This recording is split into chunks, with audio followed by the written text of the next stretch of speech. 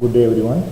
This is Manoj, physiotherapist from Tamil Nadu Physical Education and Sports University, and this e-content is for the students who are pursuing physical education, coaching, exercise physiology, biomechanics and yoga.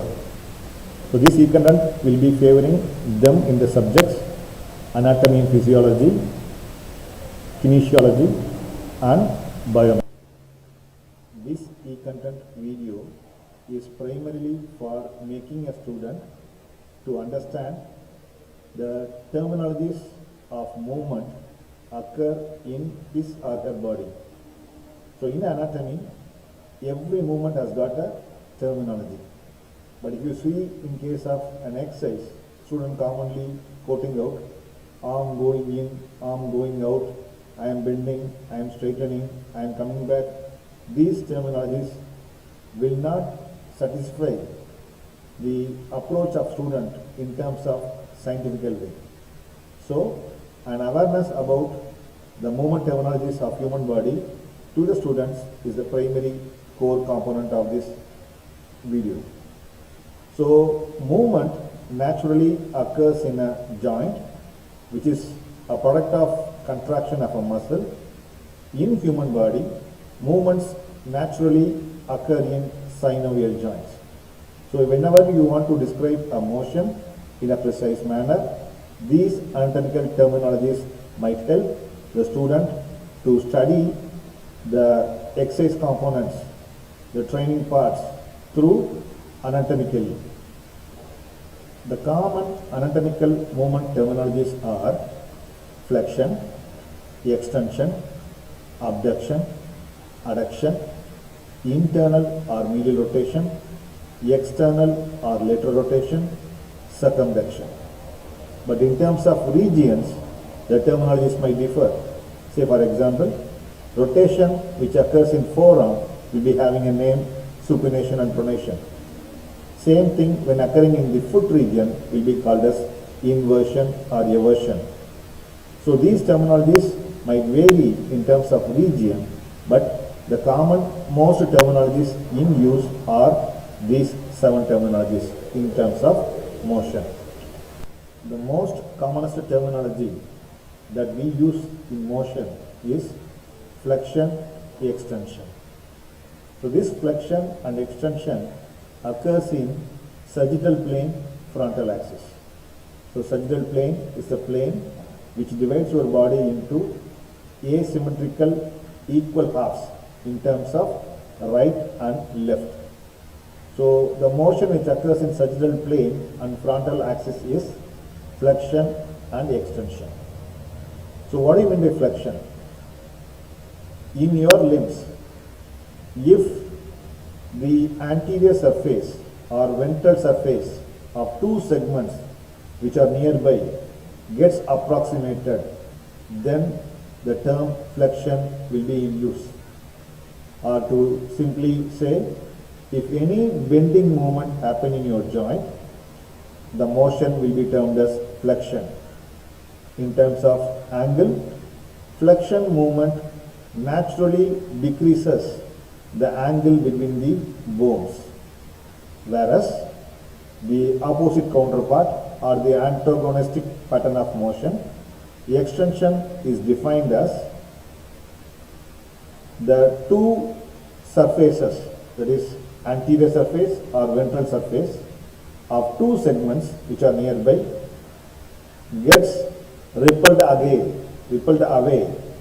from each other, then the motion is called as extension.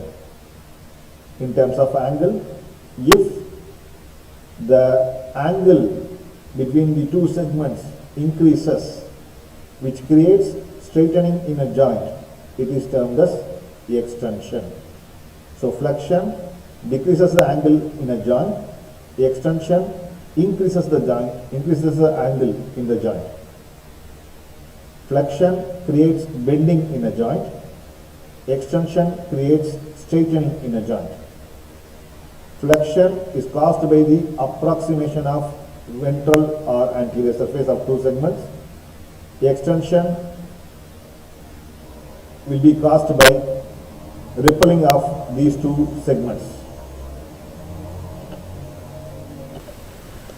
For example, let us take the interphalangeal joints of a finger. So these interphalangeal joints is now in a straight line, right? So when I am going to decrease the angle in any one of these joints, or if the ventral surfaces of these two segments, that is the distal phalange and the middle phalange, between middle phalange and proximal phalange, if these two ventral surfaces gets approximated means getting closing together, or if the angle between these two segments decreases, now it is 180 degree, but if I am going to bend it down, the angle of the joint decreases. So this pattern of motion in which either the approximation of ventral surfaces or decrease in the angle of the joint or bending motion of the body happens in your limb is termed as flexion. So on the contrary to flexion, the antagonistic pattern of motion which happens in straightening motion of a joint is said to be called as extension. So in flexion, the angle has been reduced, the ventral surfaces were approximated, bending of a joint happens. In extension, these two ventral surfaces will be repelled away from each other.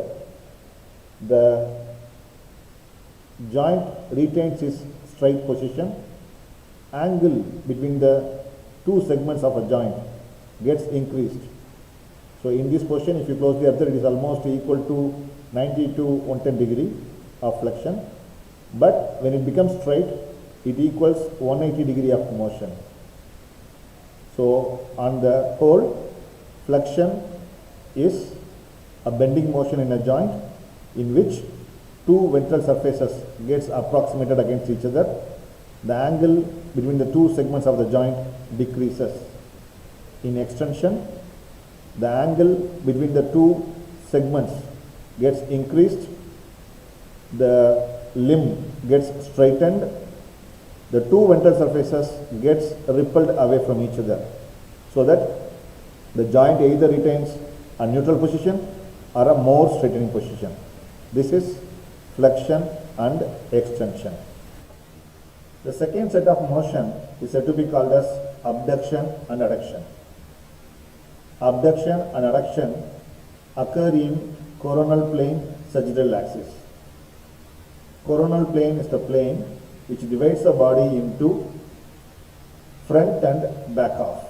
So if your body is going to be cut into two equal halves, one aspect will be the front aspect of your body, the other one will be on the back aspect of your body. That plane is referred as coronal plane. So abduction, adduction motion occurs in coronal plane sagittal axis. To define the motion, abduction is a motion which happens when a limb moves away from the midline of the body.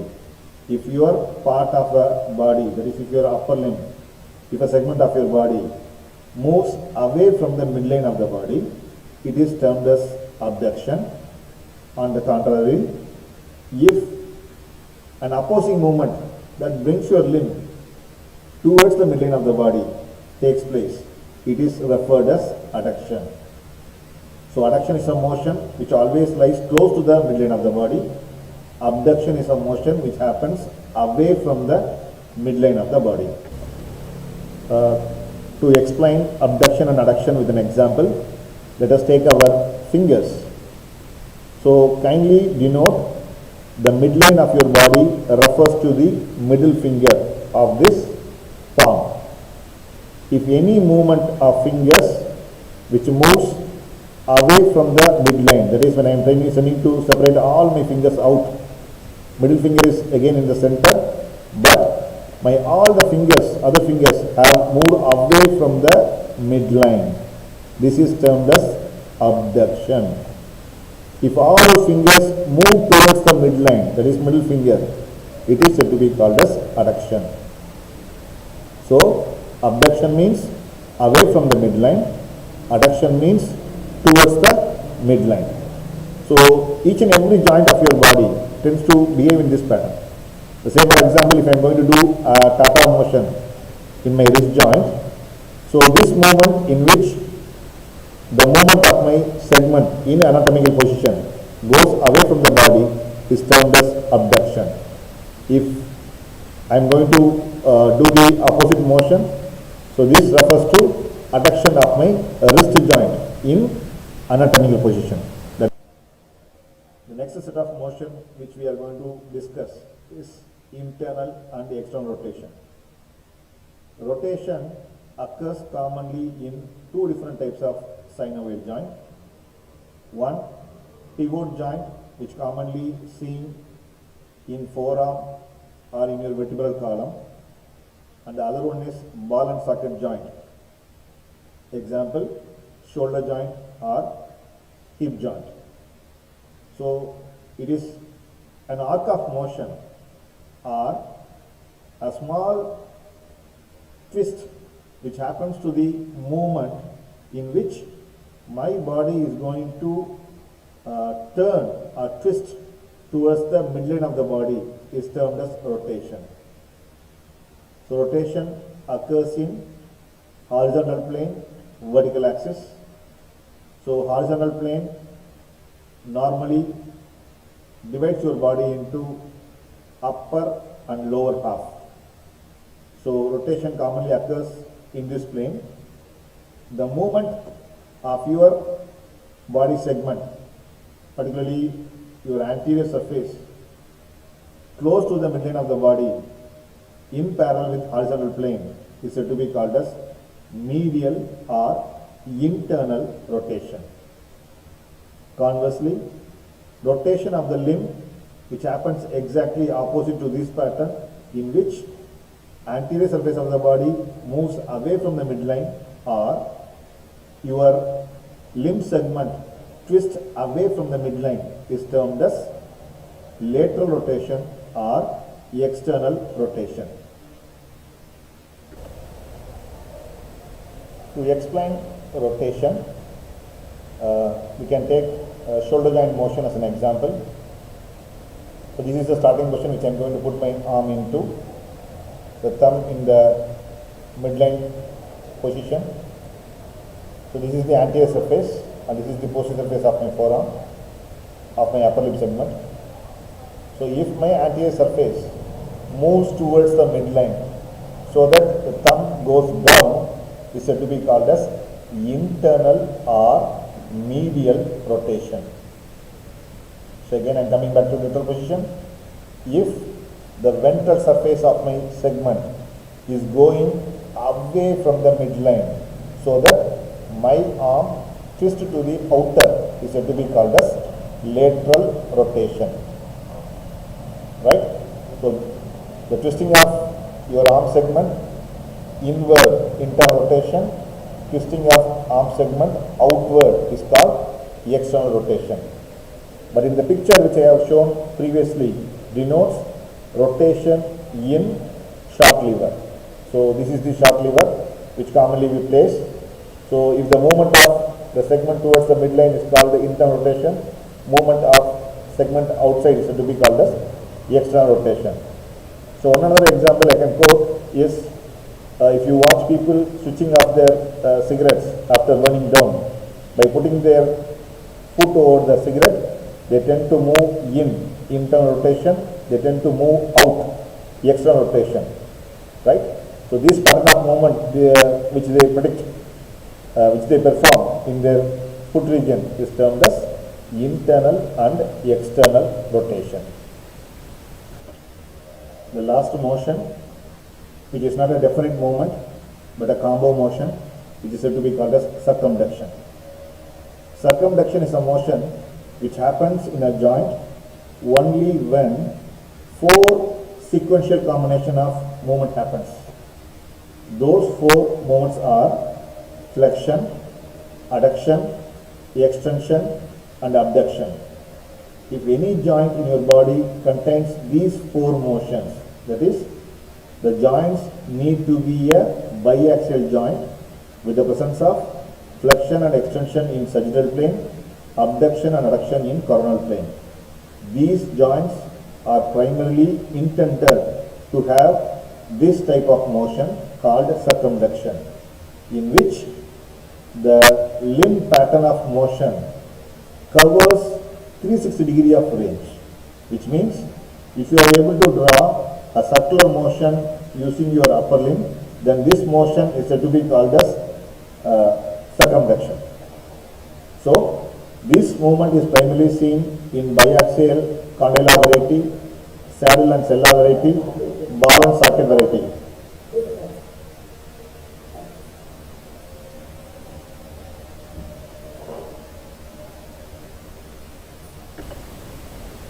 To say an example for circumduction, let us take this joint, metacarpophalangeal joint of your palm as an example. The joint that forms between metacarpal bone and the proximal phalange. So this joint is a biaxial condylar variety which contains flexion, extension, adduction and abduction motion. So since it is having the sequential combination of all the four movements which we require for circumduction, if I am going to combine all these four movements, a 360 of motion will happen. So flexion, adduction, extension and abduction. So I am able to draw a circle with the combination of these four movements which are termed as circumduction. So circumduction is a combination of four movements: flexion, extension, abduction and adduction. Any joint which contains these four movements are eligible for having circumduction. One more example, let us take our wrist joint: flexion, extension, adduction and abduction. If I am going to combine all four, I am able to draw circumduction. So circumduction is possible in all biaxial and polyaxial joints. Flexion, extension, adduction and abduction. If I am going to combine all four, I am able to draw circumduction. So circumduction is possible in all biaxial and polyaxial joints. Thank you for listening.